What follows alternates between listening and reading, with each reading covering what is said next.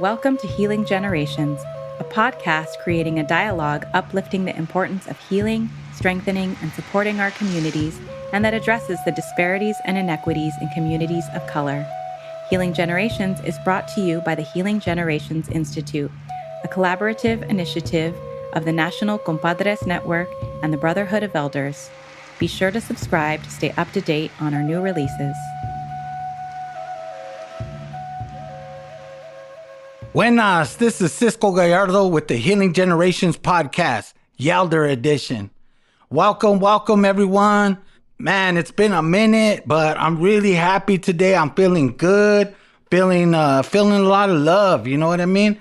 And before we get started, one of my friends, he hit me up this morning, sent me a little message, and he talked about this part, about us doing the 4 directions right now. And he shared with me that he's been using the 4 directions every morning with him and his daughter, you know, kind of sharing things with me like that. And I really appreciate that, you know. But before we get into that, I want to thank each and every one of you, our listeners, you know, those who's been promoting the podcast, sharing your stories, finding medicine in it. I really appreciate it. And I'm going to ask you for a favor. If you can, you know, go to your podcasting app of choice, you know, it's Spotify, Apple Music, or wherever you get your podcasts. You know, if you could share, like it, follow it, subscribe, you know, each of them have their own terminology, but if you could do that for us, because that lets other people find the podcast. And it's really important, you know, to get this message out, and we appreciate your help with that. But let's center ourselves. We lit the coal, the charcoal, we put some copal, some cedar, and I want you to close your eyes, you know, take a moment, and I want you to think about your life. I want you to take a deep breath. I want you to take that deep breath in and reflect, you know, on what maybe the healing you already did, maybe the healing that you're still doing. And I want you to think about our ancestors, you know, what they wanted for us, how they wanted our lives to be better than theirs, you know, despite the things that they went through. So I want you to take that deep breath in, and I want you to really think about these 4 directions and what they represent. So in your mind, I want you to think of the east, the direction of the men, the direction of the men where our grandfathers come from, our fathers, our tios, our hood tios, our sons, our brothers, our nephews, our homies, even the men that we work with, all the men that are in our lives, our mentors, our coaches. I want you to think about all the beautiful things in their life that they provide to us, you know. Maybe the teachings, maybe the lessons. But also I want you to think about maybe some of their hardships too that they go through and they endure. Some of that was on our behalf. Some of that was our ancestors. They didn't get a chance to deal with it, and now they're dealing with it. So I want you to think about that. I want you to bring that voice into the room, you know, all the blessings. I want you to also think about, as you turn around, again, using your left, I want you to go to your left in your mind. As we get to the west, we think about our LGBTQ2 relatives, you know. All the things that they've been to, the racism, the prejudice, things that people do against them. And this month, particularly in June, you know, we want to think about them. We want to offer them medicine, and the medicine they provide to us, that spectrum, you know, of that community. We want all their blessings and things to be better for them. And in turn, you know, it's going to be better for the next generation. And I could tell you in my lifetime, it's improved a lot, you know, but there's still room for more work. As we face that west direction, we think about all the women in our lives, our grandmothers, our mothers, our daughters, our partners, all the beautiful lessons that the women bring to us, you know, our hood tias, or even our female coworkers, Just the essence that women bring to the conversation. It's important. I want to think about that. All the things all the injustices they go through. But I want to focus in on the blessings that they bring. And as we have these conversations today, we want to remind ourselves of that beauty. And we want to bring that essence in here with us. This smoke, we want it to represent all those blessings and beautiful teachings that they provide. I want you to, again, going to your left, face that north direction, the direction of our ancestors. I want you to think about all the things that they did on our behalf, what they did out of survival, what they did to thrive, all those different beautiful teachings, the lessons, the art, all the different ways that those beautiful teachings come out. I want us to remember those. And I want us to think about our elders, that direction of the elders. If you have grandparents, call them up, check up on them. If your parents are getting older, make sure you call them, check up on them, make sure they're all right, talk to them, listen to them, hear those lessons, even though you might have heard that story 100 times. As one of my bros said, he says, maybe we didn't get that lesson yet. We need to listen. We need to talk to them. We need to make them feel they're important, that they're a part of us, that they're important to us, that they still contribute meaningfully to our work, to our healing, to our spiritual growth, all those things. And then we move again to our left. We have that spectrum of age from our oldest all the way down to our youngest, to that kid that's not even born yet. I want you to think about that little babies that are not even here, but they're coming. From little babies all the way up to toddlers, to elementary school, to middle school, to high school, even all into college. A lot of these young people, they grow up too fast. We need to encourage them to be young, to experience life, to experience learning in a good way. That's what I know our ancestors would want for us, is to take care of our children in that way. The hope that they bring. Then I want you to put your hands, in the sky, like if you're reaching for the sun, for Tonantiu. The beauty of the sun, what the sun represents. Even when it's cloudy outside, that sun is still there. It's that light. It's that hope.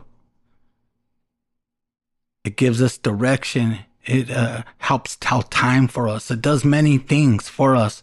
But it's this relationship that we have with the sun that's important. And that relationship with Tonantzin. As we touch the earth, we think about all the beautiful lessons that she teaches us. And she provides for us the food, the water, the animals, that, this relationship that we have, we have with the earth. We want to teach our kids to recognize that, love it, and do their best to take care of it. That's a direct reflection of our values, is how we treat the earth. And then I want you to think of the center, creation. Even if you don't believe in anything, I want you to think about just life itself, the beauty of life, and how life itself is such a blessing to have. And it's a miracle upon miracles. But that mystery, is that some people refer to it, is a beautiful thing, and we should celebrate it often, As one of my homies always says, I'm too blessed to be stressed. And even though I know stress is a real reflection of anxiety, all kinds of different traumas in our lives, I think most of us, all of us, in a lot of ways, want to enjoy life, There's that range of emotions that the Creator gave us for whatever reason. That means they're all important. If we have the ability to feel it, there's reasons why. And whatever that is, I want all of us just to remember. I want you to take a big, deep breath in. If you really think about it, you probably could smell this cedar that we're burning.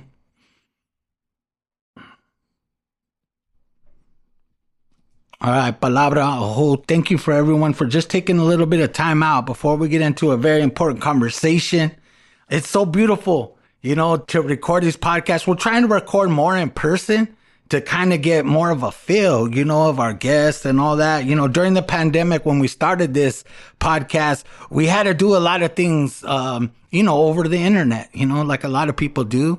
But there's something about being in person, kind of chopping it up a little bit, getting to know each other and listening. So I have a very special guest, I've seen him around at different events here in LA, and you could tell he's a mover and shaker. He's doing things, he has a mission, and this mission in a lot of ways of connecting people to their cultura and fostering that relationship with our past, with our future. I mean, it's important. So I'm gonna let him. He has a very, what his projects, all the different things he's working on is a lot. So I'm gonna go ahead and give it to him a chance to introduce himself, so he could do proper justice to his organization and to himself and his family. Peace, brother. Piali nanotoka Alejandro Xipecoatl Juarez. Hello, my name is Alejandro Xipecoatl Juarez-Ugalde, and I'm a cultural bearer, educator, a community organizer, a poet, and danzante Azteca Mexica. I also have my own youth program called Calmecat Xochipili Xipecoatl, and it's a youth program, native youth program we have here in LA County. But yeah, it's a privilege to be here, brother. Thank you so much for inviting me. All right. Thank you so much, man. See, that name was hard. I knew that coming into it. I mean, I love Nahuatl. I tend to sing better in Nahuatl than speak it. But thank you again. Thank you for coming in. I'm going to say, please share a little bit about yourself, your family, and your background, up to this point in life, part of your journey. Yeah. So as I mentioned, all those things that I do arose from, growing up in a cultural household. My father was a maestro de danza Azteca. His name was Sergio Alejandro Juarez. I want to call him into this space, my ancestor. And, he taught danza in our community in the small town of La Puente, California. And, I was constantly around like cultura, ceremonies and music and, very powerful people, right, that were trying to make a change in their community, trying to awaken that consciousness. And, I was blessed to have that. But unfortunately, at the age of 13, my father passed away in a terrible car crash just down the street from my house. He had like a little Volkswagen buggy, and, he was from Mexico, el Estado de Mexico, from Toluca. He was a Nahuatl man, and it was a terrible car crash. And I remember experiencing that, going and seeing the wreckage, right, with my mother and my brother, and just, it was a terrible experience to have, right? And I think that hurt me and my family a lot, witnessing that, right, and seeing that, the aftermath, right, of the crash of my father. But what followed after, right, was a lot of tragedy in terms of like, my father was the main breadwinner. He was an immigrant man, right, who worked like 3 jobs and did a lot of work. And we lost our houses because, unfortunately, the same year he passed away, 2008, was, as we know, the recession, right? The market crashed, and we lost our houses. We lost our, the ability to, survive, right, in a way. And we became houseless, moving from space to space, from family members or renting out a little room. It was just me and my mom's. And, all that instability created a lot of like pain in me as a young man, right? As a 13-year-old Chicano indigenous boy, right, in the hood. And, I started acting up. I started, I was really angry, right, for what happened to my father and us, losing our houses. And I think I started lashing out, being disengaged in my classroom. I just wanted to sleep all day, and I was acting up. I was yelling. I wanted to start fights, and no one, what was responded to me in my school was not, "Are you okay?" or "How are you doing?" or "What's going on?" But I was instead, what they pushed on me was criminalization, right? I was constantly harassed by school police. I was constantly being pulled out, suspended, put in detention, but no one ever cared to ask me, "Are you okay?" Do you need services? Do you need, mental health services, a counselor, a therapist? Do you need healing, right? No, the first response was criminalization. And, that led me into a path, right, of more criminalization. I was expelled from my middle school, put in handcuffs at the age of 13, like in a dark room, being yelled at by like the vice principal. Just terrible stuff that no 13-year-old should really experience, right? But I was pushed out and went to community day school. I was there for like a semester and had one of the first educators that really transformed my life, right? Mr. Angel, one of the first Black educators, right? Shout out to our, Black, Indigenous, Latinx, teachers of color, women color, queer educators, and he changed my life. He was literally a Mr. Angel, right? And really changed my life, man, and I owe it to him. And believed in me and helped me get out of that school, which was really bad. It was all the push outs, all the people that just got out of juvenile hall, constant fights. We had detectors. There was constantly dogs every week, and just a system of, almost identical to like a camp, right? Or a youth hall, right? Mm-hmm. And I got out of there and I went to my first semester of high school, but I missed my summer transition program, right? From middle school to high school. So I got there and everyone had friends already. Everyone knew where to get the books, how to articulate and get in there. Mm-hmm. And I was just lost, brother. I was like, they just threw me in the middle, right? Middle of the year. And they're like, hey, figure it out. And, I figured it out. I came back with the homies and, I started doing worse and getting more into the streets and, hurting my community. And, unfortunately they pushed me out. And again, I had like 15 credits by the time I was in junior year, which was like, I needed to have like 115, but I had only 15. So I was way behind and I got caught again with some stuff I shouldn't have. I was, and I was also graffiti, also tagged, and they pushed me out again and went to continuation. But continuation is really where everything changed, and I had an opportunity to lead. I had an amazing principal, a Chicano principal, Mr. Munoz, Dr. Munoz. He's, if he's listening in, who invested in me, who went to UCLA and offered me the space to practice my cultura. He saw that I was a danzante and he said, hey, like, would you like to have a Dia de los Muertos event? Or like, what would you like to do here? Like, I want to make this school for you. And he was a very responsive educator. And I said, hey, you know what? I want to have a Dia de los Muertos to honor, one of our friends that just passed away, one of my classmates who was shot and killed right before graduating. And, I organized my little continuation school, 150 students, and said, hey, we're going to have a Dia de los Muertos. Bring your pictures, bring your velas, bring your, flowers. And I brought my family to teach danza, or to have danza azteca, right? And for that first time, I felt like seen and acknowledged in my school, in my community. And after that, a teacher went up to me and said, hey, Alejandro, you show potential for like leadership. And he gave me the opportunity to be part of ASB. And I said, hell no, that's for lames, that's for losers, that's those little preppy kids. I would be caught dead doing that. And he said, hey, I'll give you 15 credits instead of 5. And I said, you know what, let's do it, let's go. Like, I need to graduate, like I need to make my mom's proud. And, I did that and I got into ASB. And for the first time, I had that opportunity to lead, to go do public speaking, to go to the school board and to lead events. And I found a passion in it. And, I followed that passion ever since, just being an organizer in, my comunidad. Hell yeah. I mean, it's funny because I love that story, because I don't think a lot of educators don't realize how just by inviting you to make that institution yours and giving you a part in it, help you connect, help you build, help you heal. You know what I mean? I think a lot of people want to tell you what you need, but they don't want to give you the space to let you do what you need, And I had the same experience. I went to a school called the Escuela Tlatelolco, private Chicano high school that was born out of the movement, and it was born out of protest, this school, It memorializes the students that were killed in 1968 in Mexico City in Tlatelolco. That's why we were called that. And so I felt responsible in a way, like, oh, I have bigger meaning here. I can't just mess this up, And I see that in you. I could hear the way you were telling that story. So tell me what life lessons that you've learned through this whole process, through your culture, through your familia, through your life experience along the way that helped you in healing and development. Yeah. I would definitely say, like, for my family, for my father, for my moms, right? I learned the power of work ethic, right? Like of self-determination, of that voluntad, right? That huitzilopochtli, that hummingbird, of constantly, moving forward and not just yourself, but helping your people move forward. My father worked like 3 jobs, as I mentioned, right? He was a construction worker. He was also a stableman for like Santa Anita racetrack and like, healing horses and taking care of them, training them.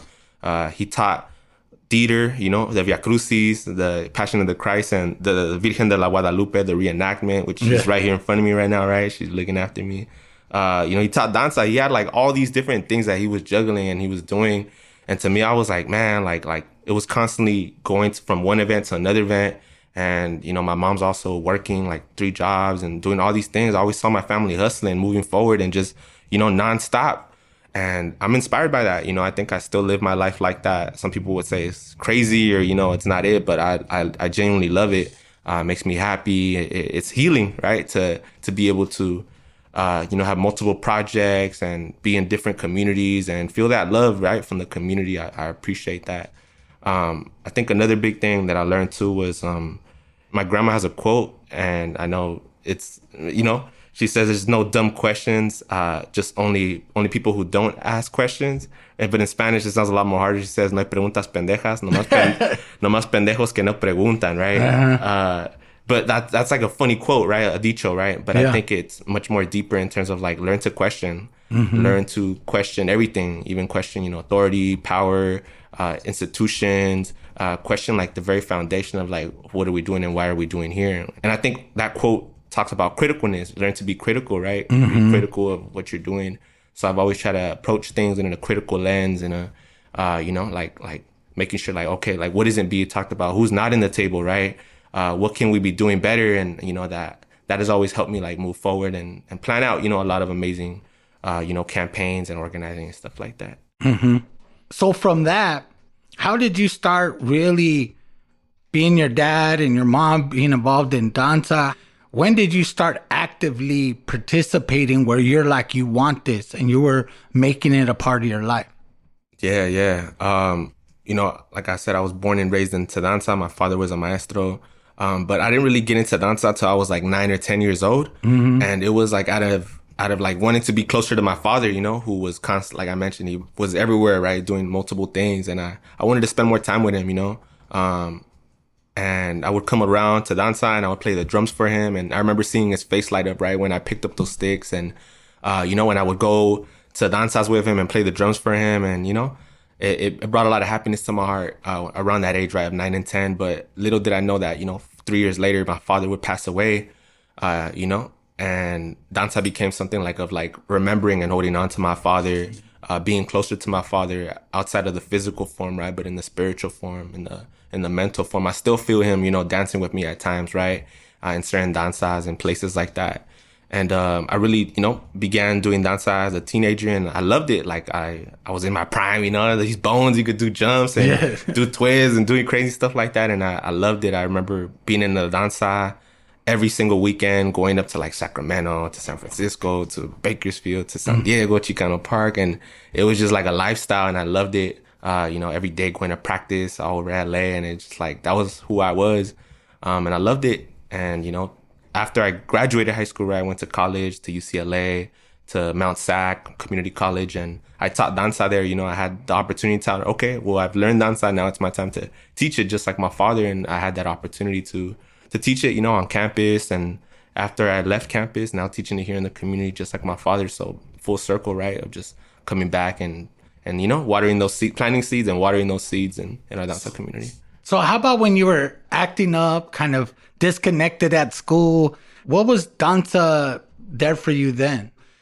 Were you doing it? Were you kind of living a double life? Like, how did you negotiate that part of like the barrio, the things that you were doing with this part of your life?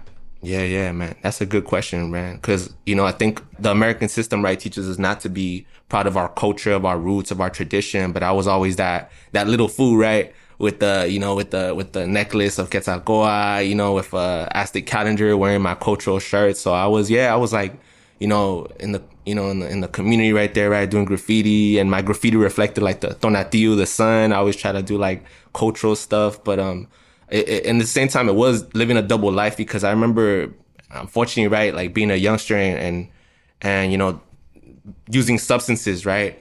And then right after going to practice, but not feeling right. Like my father was like ashamed of me and stuff like that. And it taught me to like, you know what, like you can't mix those things up. And I think it helped me in my path, right, of like sobriety, of, you know, I'm moving away from that, of taking a responsibility and knowing that like, hey, like this is ceremony. Like, you know, whatever you're doing, you know, stops right there, right at the door. Like you're not disrespecting people here. You're not, you know, taking advantage and hurting your community. That this is your community. So I think it gave me the skills to like split that, right, and to show respect and live myself in live in a dignified way.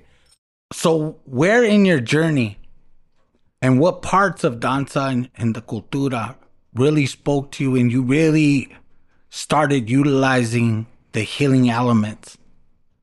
And where did that turn to where, I mean, just listening to you, the way you talk about your father, that you saw what he did for people and what danza does for people, even just people watching it, people in the community. You know, I always love it when people see danza and they're just, even though they're too maybe shy to go out there and do it, but there's some pride in it, you know?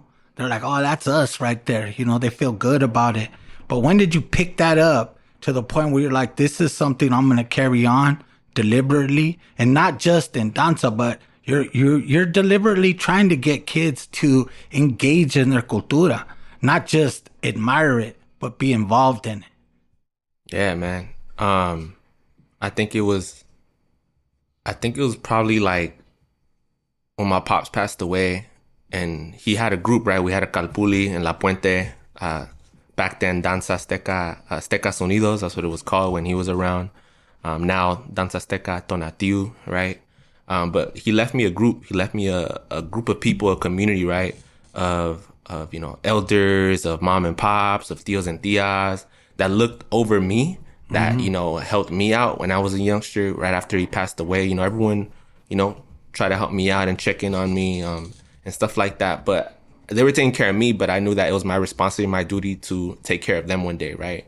And I was like 13 or 14 years old, and maybe I wasn't the best mentally, but I always knew that I needed to come back to my group, that I had to take care of this cargo, right? This role that my father gave to me, right? That bestowed upon me. And it wasn't just me, it was my brother. I want to acknowledge my brother who took care of the group, right? While and to this day, right, who still continues to lead the group and to be the main cabeza. But I knew that I had a duty to come back and to make sure that I, you know, not only support the people that helped me when I was a youngster, but the coming generations that are, right? And as it is right now, our group is like about 30 to 40 people in La Puente. And, you know, my goal there is to come back and support the youth, right? To provide them with internships, scholarships, college support, you know, like just overall being a mentor to them and, you know, picking up that load that my brother has been carrying for so many years, right? As the main cabeza. But yeah, when I knew that, I was like, man, I have a responsibility. I have a role here as a youngster, right?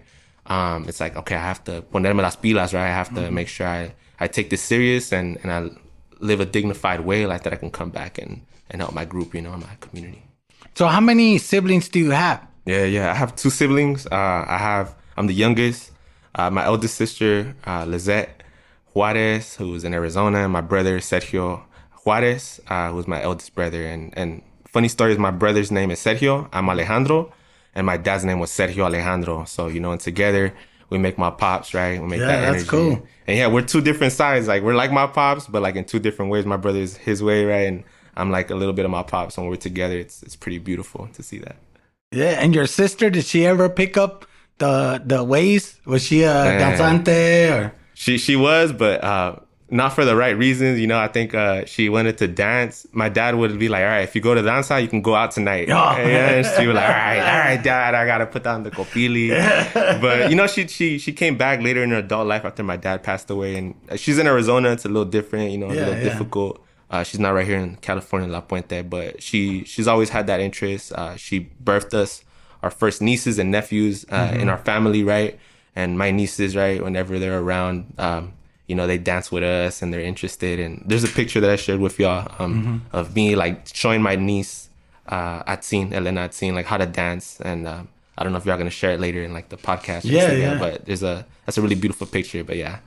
That's beautiful. So you brought these instruments and you talked about how your dad, he was a keeper, a wisdom keeper of the ways, you know, which is important. And I'm really happy that you brought these instruments to share with us, you know. So I was going to give you a chance to kind of describe them to the relatives and what they mean to you. And then, you could bless us with some music, however you want to do it, you know? Yeah, definitely. Thank you, brother. Yeah, I asked to bring these instruments just because I feel like this is something that I really want to share with the community, with the world. In terms of like our Danza Azteca community, if you ever seen like the Mexica dancers, you're always going to see the drums. You're always going to see, maybe a teponazli, which is like a wooden drum, right? But rarely do you get to see the flutes, to see the ayolo, the turtles, to see different type of instruments, right? And I wanted to share this with everyone, right? With you guys, with the world, these flutes that are left behind, right? From our ancestors. And these flutes are significant. They're beautiful. They're made by a good relative, Nash Tavera, if y'all want to look for him, but he's a solid brother, who's always at the powwows, and they're made out of clay. So these are clay instruments. These are replicas of what, people found in the pyramids and, Teotihuacan and Tenochtitlan and different parts of Mexico, with also, modern takes. But yeah, these are beautiful flutes. And without further ado, I think I'll share some of these, if that's okay. I'm going to invite, Cisco right here and Sister Michelle, right, to help me out. In terms of, helping me with the instruments. We have a panhuehue, which is a small drum. We have an ayolo, which is a turtle. And we're going to begin playing some simple beats, something real slow, something calm to, if you're going through a tough place right now, you need some good medicine, some energy. I'm dedicating this music, this rhythm to you guys to, to make sure that you get to where you need to go, right? But yeah.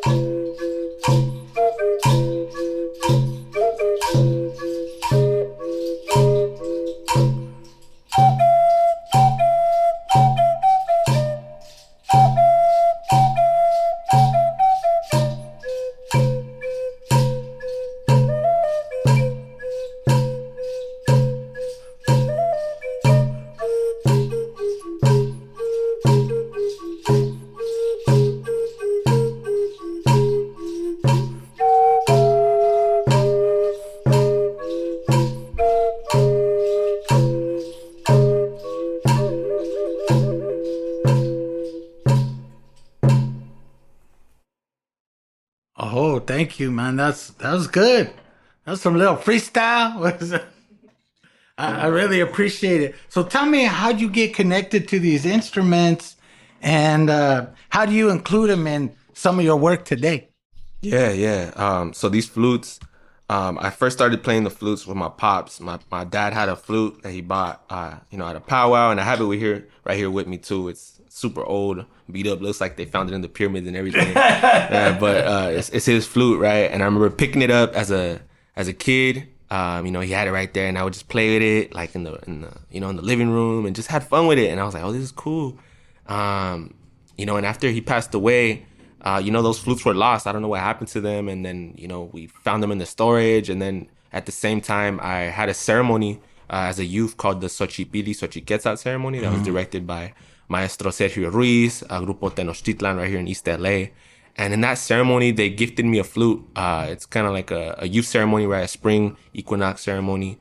They gifted me a flute, and it was like my flute. It was my dad's flute, but it was my flute, and it was a wooden flute. And I remember just taking it everywhere and just taking it to ceremonies and velaciones and just playing it, and being the only guy that was playing it. And I just loved it. And it was high pitched, so it would break through the drums, it would break through the cantos and everything. And I just fell in love with it.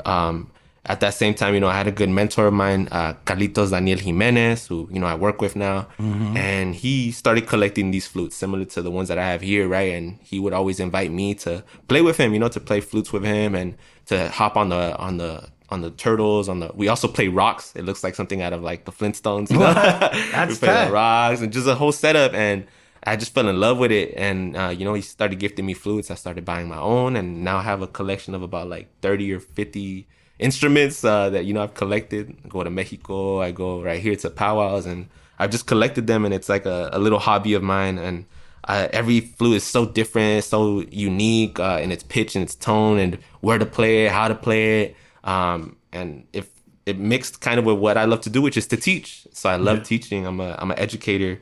I work at Garfield High School right here in the east side of LA, and different high schools right here in, like Wilson, Lincoln, Torres, Mendez, in the east side. And I love teaching, and I love teaching these instruments to our young people, right? Who also have a natural curiosity. I think us older people are like, oh, that's cute, that's nice, right? But the kids pick them up and they're like, oh, let me see, and they want to feel them and hear them, and I just love that curiosity, right? That power that youth hold. So I teach this type of music during events, ceremonies. I have my own events through my youth program, right, where we've been able to teach them how to play the flutes. We've taught them how to make their own drums, how to make their own clay flutes and barro. We've taught them, how to skin their own drum. All these important things that we need as danzantes, as musicians. So now, like, paying it forward, right, and we gift the youth a lot of the instruments that we have, like that they carry it on. That's passing the torch, but passing the flute in this case, right? Yeah. I think the flute it's one of those instruments. It's so accessible.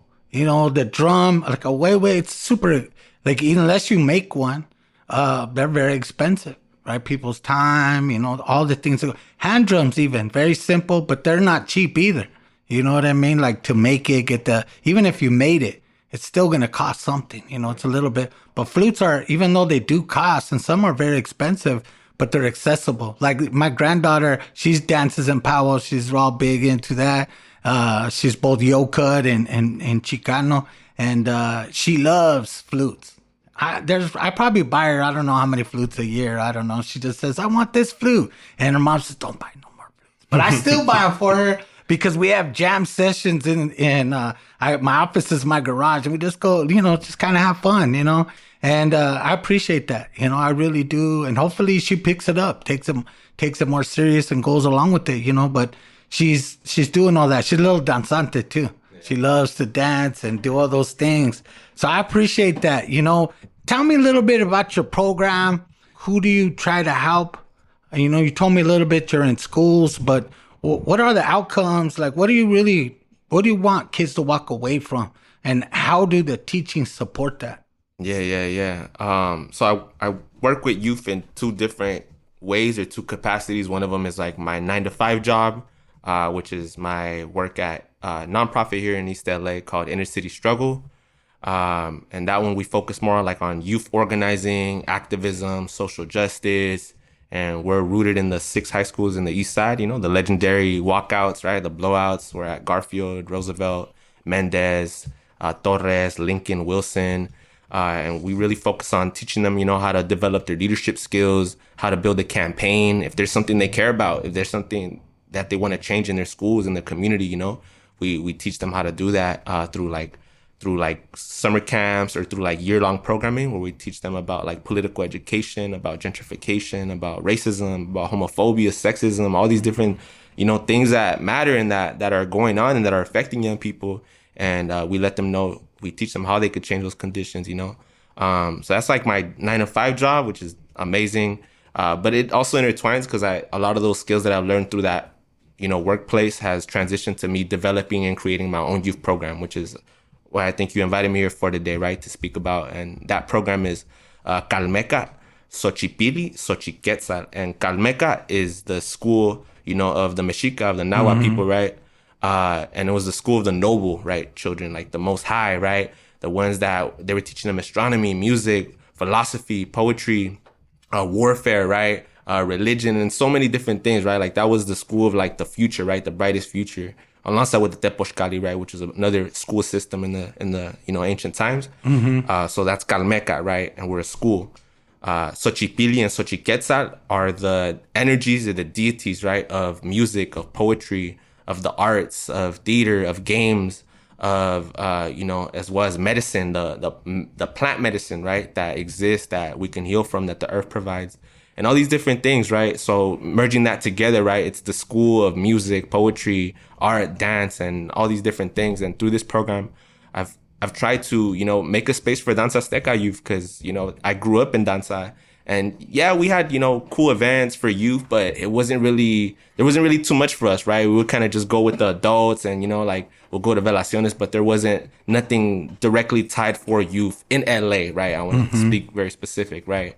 So I said, okay, well, I want to make something for the next generation. And that's where I was able to start this program for Danza Azteca youth. But not just Danza Azteca youth, it's open to members of the community that aren't even in danza, that just want to learn about their culture, about their traditions. And, we teach Danza Azteca. So I have like a beginner's class. We teach them how to play the drums, how to use the huehuet. We've had flute workshops. We have an indigenous mental health workshop. We've taken them up to the mountains, right, to go clean up the rivers and to go, take care of the land, working with the Gabrielino Tongva people here, right? We've had a lot of really cool events and opportunities, right, that we've been able to build community, build a base of young people that are hungry for the cultura, that want to pick it up and want to, because they're proud of where they come from, right, but they just don't know how to express it. And I think that's where our program could help out, Oh, that's beautiful, bro. I just see in my head as you were talking, I was thinking, man, we need to connect more. We need to connect. Michelle will tell you, we do this, part of what I do in Healing Generations, right? Institute is part of this. How do we build and make it possible for young people to experience and benefit from our ancestral knowledges, and not just our own indigenous knowledges, because very many tribes, Mexico has many, many, many different ways, beautiful languages, beautiful things, but so do our African American relatives. They got a lot of good stuff, and we need to build together. We need to build. Even our Pacific Islander relatives, they a lot of times face very similar issues. So it's really important that we build the healing with, all the different cultures and different ways of doing things. It's important that we build together, with that, with healing in mind. So before we wrap things up, I want to ask you to, there's a lot of relatives that listen to the podcast that are barely starting their healing journey. Some are contemplating it. Some have done it, have done their work a little bit and are drawing inspiration. But I want you to talk to those that are just beginning this healing journey.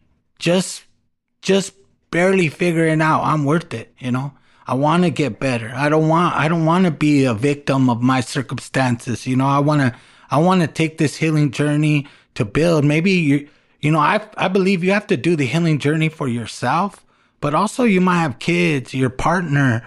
Like, life is so much better when you actively try to change those things that bother you. And when we talk about healing generations, we are referring back to that our people not only deserve healing, is that before therapists, before mental health as we know it was, we had ways of healing ourselves. We had ways of addressing susto, of addressing things like that. So I want you to share a little bit. What would you tell that person that's going through that right now, that really needs that inspiration? I would tell them that they have to make sure that they know that they're not in this path by themselves.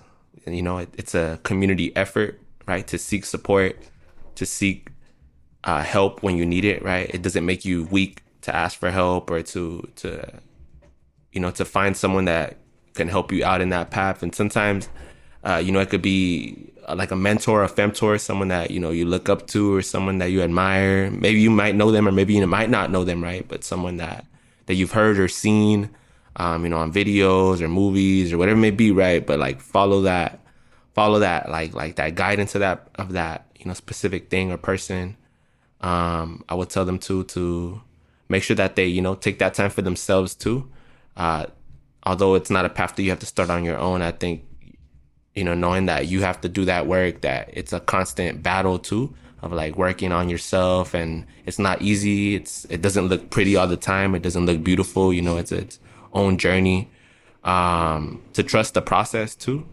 Make sure that you know that it's not going to happen overnight. It's a long path, right? When you start walking that path of healing, it's really ugly at first, right? It's disgusting. It's gloomy. It's, treacherous, the journey. But as you keep walking that path, the clouds start lifting away, the sun comes out, there's flowers around, and sometimes it gets gloomy right over again, right? When you, when you experience, when you re-traumatize something, or, you get triggered, but, as you keep walking, it's better than where you were at before, right? In that dark path. So it's a lifelong path. There's no ending to it. But as long as you're moving somewhere, you're moving in the right direction, como dicen, right? Slow motion is better than no motion. So like, keep it moving, keep it going. And I think it's healing too when you heal together with other people. So you're not alone in this fight. There's a lot of people that might be experiencing something similar to you. And then you find yourselves together walking that path one day, right? And then it gets less lonelier, when you're in that. Well, I really appreciate that. A lot of the teachings that I talk about too is this Olin, the power of the Olin, the power of movement. And that, like what you said, you can't get stuck. It's better to just push forward to it, push forward on, keep going. Yawi, don't give up, because I think there's a lot of people, they resign to the fact like, oh man, it's my life's already screwed. It's like, nah, it could get better, and a lot of times, they just need that inspiration, So I want to thank you again, brother, so much. Can you share how people can get in touch with you? What's going down? How do you, how can people connect with you and, be a part of your movement? Yeah. For our Native Youth program that we have, right? Calmeca, Xochipilli, Xipecoatl. You can find us on Instagram, Facebook, or TikTok at Somos Xochitl. Somos, like we are in Spanish. Somos. And then Xochitl is Xochi. Xochitl. So Somos Xochitl on, majority media platforms. If you want to, check in with me and see how I'm doing, I'm at Juarez Travels on Instagram, which is where I'm really active. I used to travel a lot. So I was just thinking that. I was like, why travel? Like, where's he going? Where's this food going? He's everywhere. And I really do be everywhere. But yeah, Juarez Travels, _travels. So Juarez _travels on Instagram, and on Facebook, it's just my name, Alex Xipecoatl Juarez. So yeah, y'all can find me in those pages, connect with me. If you more interested in our Danza Azteca group, you can follow Tonatiu 626, Tona and Tiu 626. That's our group page, like our Aztec dance group, Mexica group. So yeah, and I think y'all asked me to play some music. We're gonna end it off in a good way, close it off, right? Yeah, this healing music, man. Let's keep it going. Yeah. And I think in the beginning we did something really slow, really mellow, right? But right now we're gonna do something, a little bit more lively, a lot more energy. Send you off in a good way, hopefully. If you're hearing this music, I hope you're feeling it. I hope you have a good day. If you're having a bad day, I hope it clears up. I hope those clouds move away. And, I wish y'all the best in your healing journey. And with that, let's do it.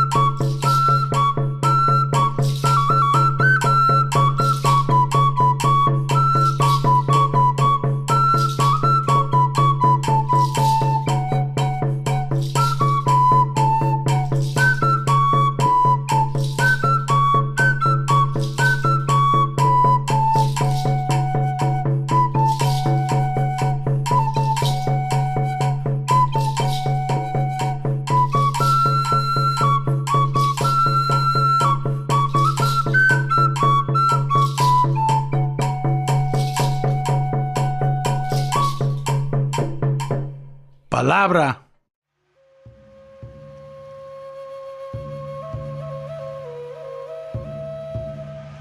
For more information about Healing Generations and the Healing Generations Institute, visit nationalcompadresnetwork.org and be sure to subscribe to stay up to date with our new releases.